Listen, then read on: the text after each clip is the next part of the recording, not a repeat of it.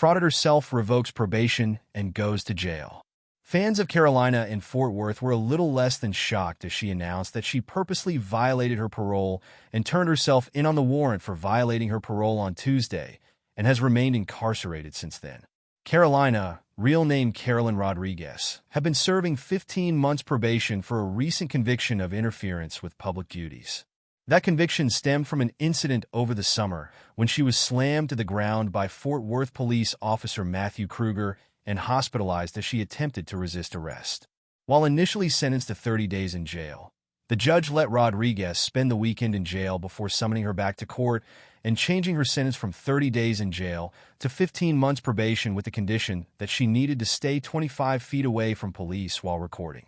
According to Rodriguez's publicly shared phone call with auditor Harvey Freebird, she launched a plan to self-revoke probation as she knew that her probation officer was monitoring her channel. Since she only had a handful of days left on her original sentence, she felt that finishing the term in jail was easier than 15 months of probation. Rodriguez admitted that she purposely stood next to a police officer during a recent audit, which prompted an arrest warrant and a revocation of her probation. She then took an old live stream and re-aired it on her YouTube channel, pretending to be a new live stream, in order to fool them into thinking it was new. She then turned herself in for the warrant on Tuesday, claiming she didn't want the police to come to her house and arrest her in front of her neighbors.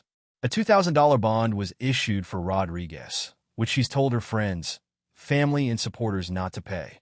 She rebuffed efforts by Christopher Diener Metro Audits, Cordova, to pay her bond on Wednesday, as she was determined to serve out her time and end the terms of her probation. Cordova himself once floated the idea of self-revoking his own probation for his conviction for unlawfully recording in a Social Security Administration building, but has since put the plan aside as he is cooperating with the lax enforcement of his federal probation. Rodriguez remained in jail on Thursday and is expected to remain in jail unless released by the judge after her hearing on Friday to determine if she should be retried for the charges that lead to her conviction.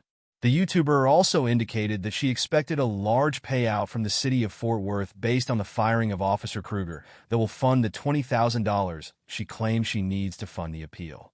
This is an ongoing news story.